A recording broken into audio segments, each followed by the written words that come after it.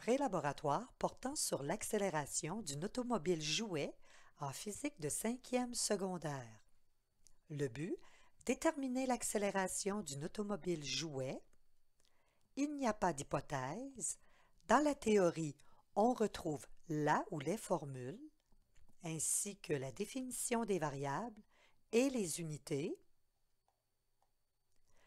Dans le protocole, il n'y a pas de schéma. Vous aurez à faire la liste du matériel. Il n'y a pas de manipulation. Vous aurez à faire un tableau de résultats, un exemple de calcul. Il n'y a pas d'analyse. Vous aurez à faire la conclusion. On fixe le ruban de papier à l'auto-jouet à l'aide du ruban adhésif.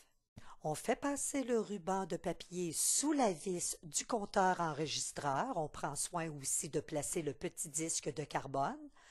En reculant l'auto-jouet, on remonte son ressort, on retient les roues arrière et lorsqu'on entend un bruit, on cesse de remonter le ressort de l'auto-jouet.